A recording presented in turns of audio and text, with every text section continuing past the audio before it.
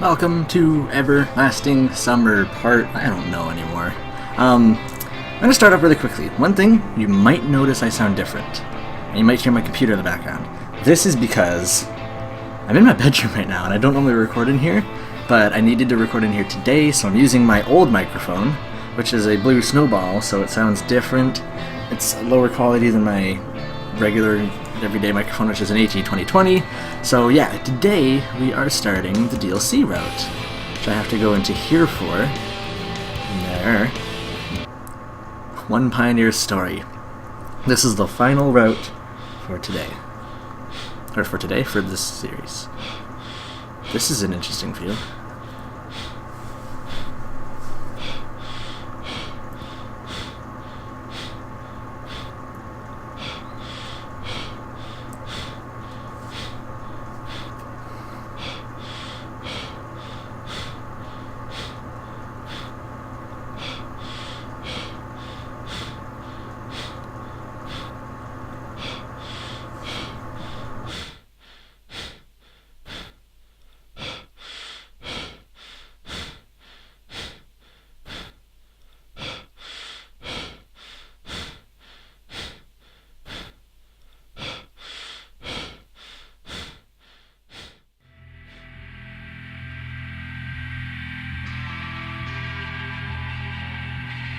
Oh, I can talk now.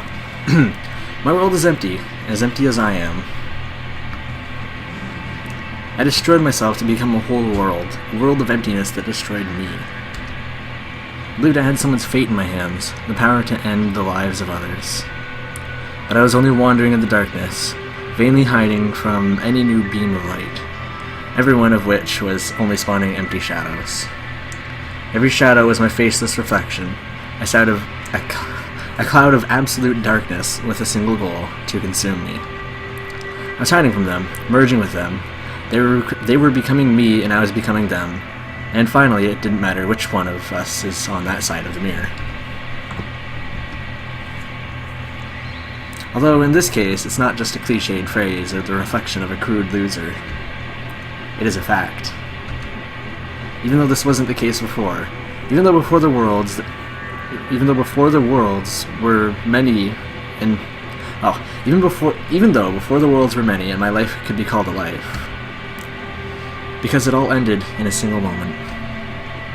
First was this damned bus, again, everywhere, and a crowd of those joyful, whooping pioneers around, the same as me.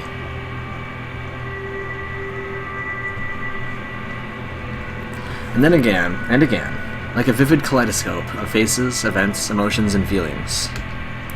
But who the hell cares anymore? You know, if a man has to die, he will regret what he didn't have time for, what he didn't do, what he didn't say, rather than exactly how his life journey ended. But am I the only one of those places where the souls go after the death? And everything could have been different too.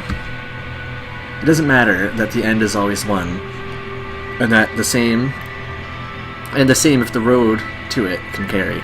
What? It depends on my choice. It did before. So when did everything change? The different versions of events, the lines of life, the people's fates seem to intertwine several times over, resulting in something like a rope of doom which you can only hang yourself on. So when did it all change? Surely not in a single day, a single hour, but certainly so fast I didn't even have time to notice.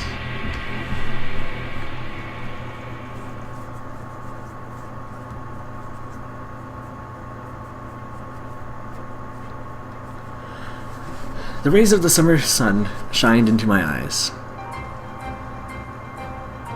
It's interesting music. I actually really like this.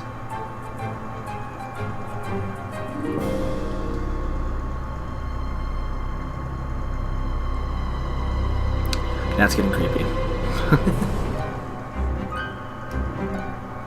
Alright, onwards. A summer one. Well, who would have thought? What a surprise. But it was winter yesterday. Or was it yesterday? I know there's a pack of cigarettes in a matchbox tucked away in the driver's glove box.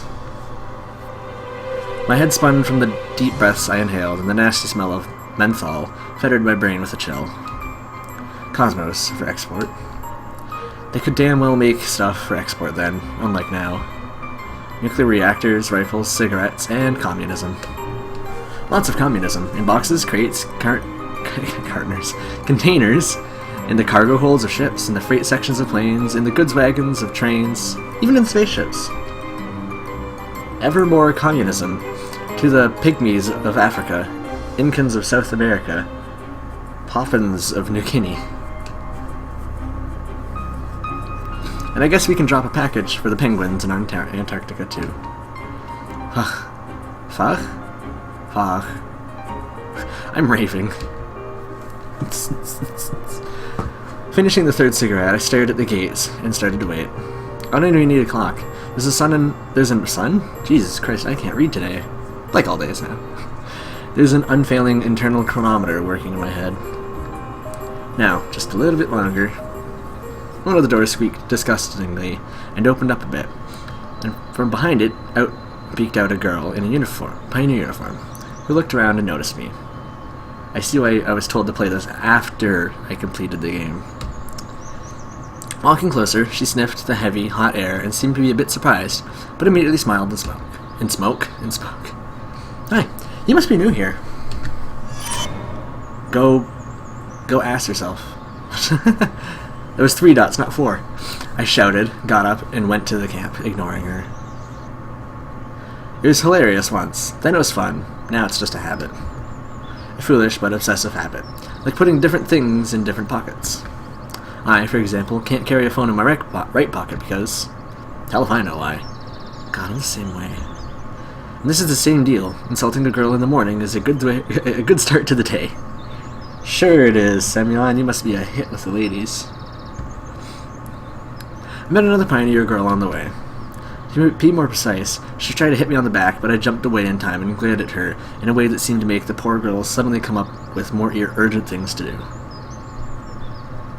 The camp leader's hut was drowning in a storm of lilacs. Can't it just drown already, damn it? The loud slam of the door distracted the occupant from reading some book. No, I really never wondered what the camp leader reads. Without undressing, I hopped onto the bed and threw my feet in their winter boots up on the backboard. What do you think you're doing? And for that matter, who are you? The camp leader asked, genuinely resentful. Shut your mouth, woman, I said lazily. She was petrified, unable to say a word. It's always like this, every damn time. Better yet, tell me, why have you still not found yourself a man? How old are you? 25? Late 20s? You should understand the way the world works at this age. Why have you not found yourself a man? Because it's hard in that market. For a moment, a heavy silence hung in the room. You don't know? Right, you don't know. I'll tell you then. Who the hell would want someone like you? Oh god. This sounds like we're off to a great start. The camp leader's house resounded with a loud laugh, or even something more like a hoarse neigh, while a familiar melody rang outside. A couple of times I'd tried to find out where the supper music was coming from, so instead of it, the speakers would play something more or less cheery throughout the camp. I didn't though. Looks like this angelic singing needs neither a player, nor wires, nor electricity. To hell with it then. For example, right now, I wouldn't be against the whole camp hearing me laugh. But at whom? Not at myself, no. I'm just laughing because laughter is a wonderful defense mechanism and a way to allay the boredom. How much does a minute of laughter give you? 5 minutes of life? Well, it's of no use to me. I'm a de facto immortal. I just need a notarial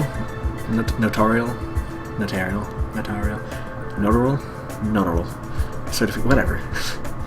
How dare you talk this way to your elder? Oh yeah. Olga, you mean? Dear, change the track already, will you? Honestly, I'm sick of listening to the same thing time and time again. Let's try it this way. Hello, how are you doing? See? It's not that difficult. Okay, your turn now. What? Not what, it's hello, how are you doing? And I'll reply, thanks, bad as always. And maybe I'll even add, thanks to your prayers. Get out of here. I'll call the police. How? With the Pigeon Express, the phone isn't working. Yes, but The camp leader faltered. Although... there, I said that in like the wrong voice and halfway between realized it was me. Although... Reaching into my pocket, the left one, took out my mobile and threw it to her. Let's just throw it at her. Like, take this. Here, try it. The camp leader caught the phone. It jumped around several times in her hands and almost fell to the floor. What is this? A phone. I gave a short answer and closed my eyes. The thing, you know, ting-a-ling-a-ling, the telephone began to ring. Are you sick in the head? Camp leader seemed to have finally started to come to her senses. What about you? I don't know what's happening here, and I don't know her voice. I also can't hear how I sound because I'm not using my good microphone. Ah, this sucks. Have you seen the film Groundhog Day? Yeah, but, well, anyway. If that library of yours had some books on psychiatry, I would have been able to answer the question about my psychiatric condition with more certainty. That's why, for now, I'm only ready to tell you as an amateur, yes, Olga, dear, I'm sick. And again, the loud, devilish laugh. Camp leader was stunned and released the phone from her hand. It fell to the edge of the bed and bounced towards me. I picked up the cell at once and put it in my pocket. But not in love with you, I added, opening one eye. Someone shyly knocked on the door. Then it opened, and a pioneer girl appeared at the doorstep. Oh, god damn it. I theatrically jumped off the bed. And where's the chopper? Forgotten at home? The girl looked at the camp leader in confusion. This is... She started, then sighed and sank heavily onto the opposite bed. Actually, I knew that the camp leader isn't afraid of me. Fear is simply not included in her program. She can be resentful, yeah, as much as you want. Imitate fright, almost most assuredly. But a couple of minutes will pass and she'll withdraw, leaving me be. Camp leader, my foot. If I was in her shoes. This must be a bad time, the girl shyly prattled, casting her eyes down and preparing to leave. Why, don't be shy, I exclaimed hospitably, gesturing to a place near me. Sit down now. Make yourself at home. No, Sit down, I said. I barked. Now this girl can certainly display genuine fright, fear, even terror. She slowly approached and sat on my bed, clinging to the backboard. Why would she sit on your bed? Unless I'm on Olga's bed. I doubt that. So, got anything nice to tell me? Red then white. It's not as bright as my other monitor. Woo. I, the same as any other kid, was taught by my parents since childhood that I shouldn't open the door to strangers. And also, that I would be better off not going... What? I just lost myself in that for some reason. And also that I would be better off not going who knows where when called by who knows who. But that was in childhood. And now literally everything depends on whether or not I trust a stranger. Seems like a whole life has gone by already, and I had time to get old mentally, if not physically. And I forgot that winter is snow, cold, the evening darkness, a wind that chills to the bone, and eternal muddy slush. Same goes for the city, not stopping for a minute, always running somewhere and fumigating the dirty sky and... Fumigating? I don't think that's the right. And people, with its lines of rotten chimneys and car exhausts. It stayed in the distant past, like the faded pages of an old photo album that has been thrown into a storeroom as unnecessary.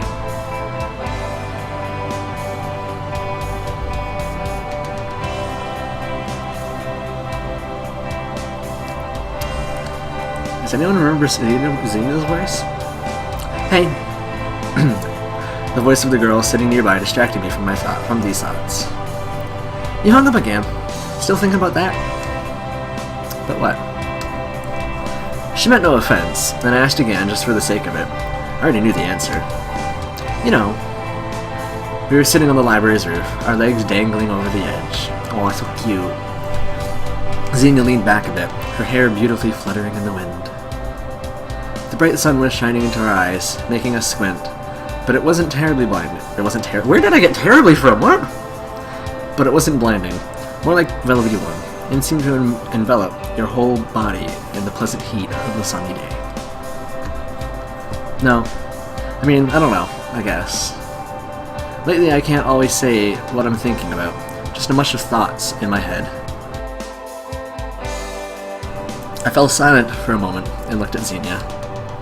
She looked like she was uninterested, not only in our conversation, but in everything happening around her in general. As if this girl was okay with everything. The summer, the sun, the pleasant wind, our youth. As if this is enough for her to be happy, and the rest are just foolish trivialities. In short, you get what I'm saying. Why do you even ask? Because a human is a social creature. It's supposed to communicate with others like it. She grinned, almost unnoticeably. Yeah, right, look who's talking. Right here. I'll go get the award for the most communicative pioneer of the year 1980 whatever. What about me? I, unlike some people, have quite specific responsibilities in this camp. I'm a respected member of her collective, irreplaceable even, in a sense, in contrast to you. Xenia's eyes sparkled as she grinned mockingly. Responsibilities, yeah, sure. Why don't I have eyes yet? Why can't I have eyes? I covered my eyes. You don't have any! With my palm and leaned back. Seriously, can you hear yourself? Responsibilities. Collective. Hey. Xenia said sternly and poked my belly. Oh. I moaned, mostly theatrically, and cast a wrathful glance in her direction. What if I fell down? Hurt myself, huh? That would be highly regrettable. There isn't even a place to get life insurance here. Yeah, and there would be no one to pay the reimbursement to afterwards. Well, no one is. I rubbed the back of my head, smiled dumbly, and said, What about you? Me? Xenia thought for a second. Well, maybe, though I don't think the canteen accepts dollars, euro, credit cards, or, at the very least, Russian rubles. And there's probably no currency exchange here either. And even if there was, who knows how the exchange rate is doing? I don't want to suffer from the inflation, you know. Demand they pay you in gold. Gold my ass! She threw herself on me, trying to either tickle me, squeeze me, beat me down, or all of the above. Everything. All of the above. I still don't know what's going on. I'm not following along with this storyline at all. Leaving the camp leader's house, I was chuckling. I probably shouldn't have expected anything from the conversation with this pioneer girl. And I didn't. Why would I? It's all been known for a long time now. I'm able to play this piece on my own, like a miserable one-man show. What an irony. A play with one actor, in a theater with one spectator, in a city with one citizen, in a universe with only one living being. Or living, in quotation marks. Or maybe living, in italics. What kind of obituary would you prefer? With skull work, or without? With capitals, or without? What font would you like? Should the paper be glossy, or matte? Again. Faux? What does this mean? Fuck it. I'm Googling this. You guys will get this in a second. So you pronounce it faux. Interesting. And it's a dated exclamation. Like, faux, this place stinks. It's a dated exclamation. Wow. Faux. I can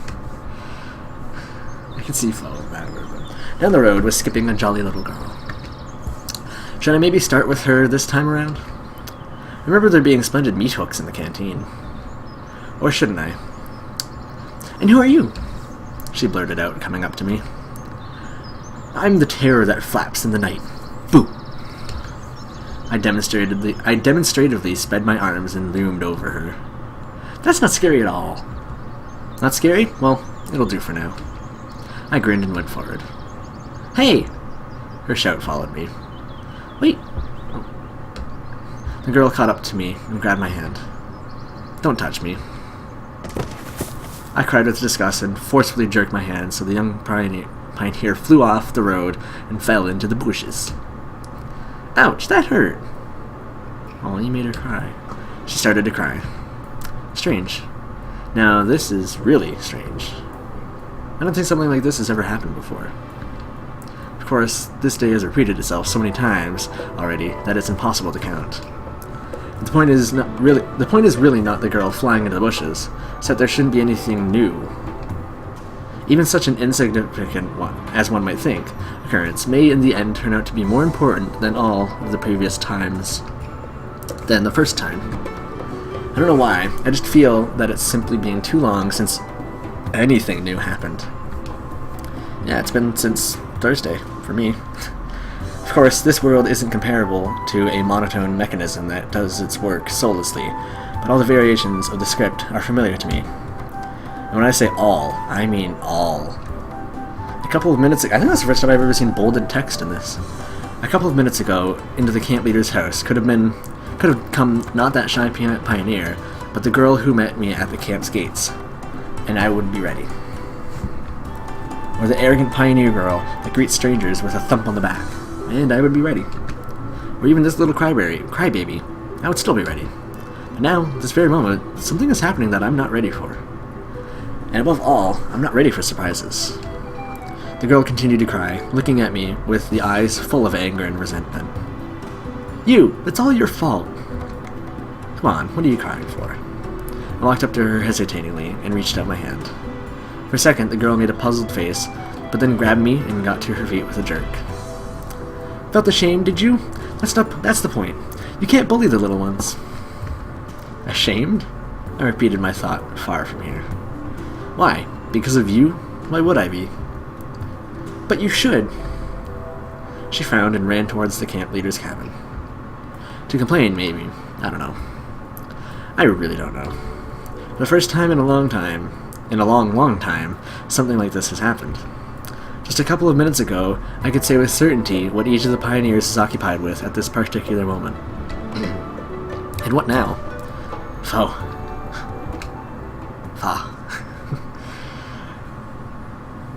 At dinner, the camp leader approached me. That turned out awkward, she began as she gathered her thoughts. Your parents called me, but you could have behaved more properly. At least introduce yourself for a start, she said as her expression changed. She's just British. She's not supposed to be British. But that's nothing. We will make a model pioneer review. Before I would have told her in detail about both the pioneers and the modeling. But right now, I just had no desire to talk, neither with her nor with anyone else. Alright then, for start, you should meet your comrades. The camp leader waved her hand, inviting someone to the table, and two girls approached us. Well, enjoy your meal. I have more things to do. Not the two voices, I don't know. She said uncertainly and left the pioneers alone with me. Hi, you're new here, right? Do you like music? Join a music club. It's only me there right now, though, but with you there'll be two of us. It'll be fun, don't you think? I didn't look at her and continued to eat intently. Leave him alone. Don't you see he's kind of a lame brain? If the first girl was just a bit dumb, the second one I would compare to that grumpy cat from the internet. You mean this grumpy cat? How about? I've never actually done this before. It just never crossed my mind. Well, if I don't know the future events now, then why not ever give it a try? I silently got up, took the compote glass, and poured it on the second pioneer's head. Bon appetit! I summoned up this act of vandalism with a stony voice and headed to the exit of the canteen. The girl cried, squealed, wheezed, and even moaned, somewhat hoarsely, but didn't try to stop me. Right now, I most wanted to be in some other place, to look at the world from the outside, to observe the suffering of others from the height of my experience. But starting today, those places are no more. At the doors, I bumped into that first girl who I met at the gates. I tried to get around her, but... oh shit. I received a biting slap in the face. The sound immediately rang through the canteen, its echo bouncing off the ceiling. In the space of a moment, complete silence fell. In less than a second, my hand clenched into a fist, nails digging into the palm, the skin of my knuckles stretching almost to the point of rupturing. I was going to knock this bitch out. Maybe I was late by a fraction of a second. Between us, as if out of the ground, sprang the little pioneer that I threw into the bushes, who spread her hands sideways, protecting her friend with her small body. And that was the end of that. I unclenched my fist, my willpower gone, lowered my head, squeezed past them, and left the canteen. Did they really turn out to be stronger than me? Why did something like this even happen? Before I would have... Why even would? Nothing stopped me so many times. Hitting a girl was nothing. I've done worse things. What? Looks like this world has changed without informing me. I feel like I'm playing from one of the Semyons that we got in Semyon's route. That's just me, though. The rings of cigarette smoke were slowly drifting towards Genda. The pack was almost empty, and there was nowhere else to get smokes here. I'll have to wait another week. Obviously, I could go to the Autistic Brothers, take a bottle of vodka, and get drunk, but what would that change? Did you really just call the science members, whose names I'm forgetting, the Autistic Brothers? God damn it. Decisions. So complicated now and so simple then. Foe. God damn, he uses that a lot. Did I start to think like that damn loser already? No, never. Got any more? Yet another pioneer girl took a seat near me. What? I asked uncomprehendingly. She pointed at the cigarette. Smoking is bad for your health. Look who's talking. She grinned. Mine's made of rubber. Want to try it? No need. I'll take it on trust. I handed a cigarette to her and gave her a light. You did something cool today. Well, she said after the coughing stopped. And the camp leader in her hut, I heard. And at supper. At least I'm not the camp's biggest disgrace now. I looked at her carefully. Her voice had changed. The pioneer was smoking the cigarette casually and smiling so complacently, as if the whole world had already acknowledged her rightness. And you, I see, are only thinking of yourself. What? What are you talking about? No. Her expression changed. She'd been panicked a little and choked on the smoke. But you're right. You were never the worst one here. I'm not so sure about myself, though. You're talking, so, well, coolly. Now, praise from her was certainly all I needed. Or maybe... Listen. I started smiling, one of my studied smiles. While we're at it, you want to meet for a drink, so to say? You got any? Pioneer's eyes flashed. Dude, it's frickin' day one, you don't even know her name. I can always find some for a good comrade. And now we're flashing to the second... Is this something else? No. Introspection. Introspection is what I said, but that just came out as a jumbled introspection. Although it all started like in a bad novel, as printed by chapter in a gutter newspaper, it turned out completely different. The memories blended together into a continuous haze of an orange-red tone, like a yellow brick road leading to the Emerald City. Though Dorothy grew up a bit and earns a living by prostitution, because instead of studying diligently, she was all caught up in dreams of a magical land. The Cowardly Lion got hooked on meth and was shot in a firefight with the police. Now, the Tin Man had a pretty good life. He became a hitman. Because didn't the Tin Man want... No, I was going to say, didn't the Tin Man want courage? No, he wanted life. The Scarecrow wanted courage?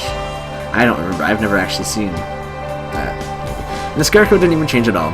He got himself a stable, low-paying job in an office with convenient working hours from 9 to 6, and an absence of career opportunities.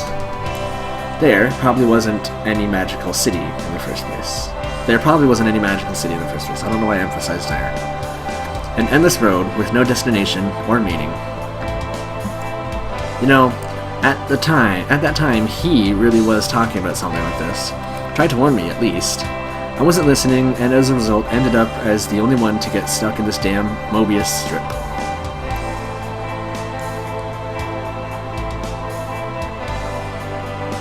And we're back to Xenia. She's sitting nearby and squinting with discontent. And you know what? I think we'll leave this episode here. I again apologize for the audio quality. I could have brought my good microphone out into my room, but I'm only going to be in my bedroom for 30 minutes to record this, so I felt I didn't have a need to. So yeah, thank you all very much for watching. I hope you enjoyed it, and I will see you in the next episode. Bye bye.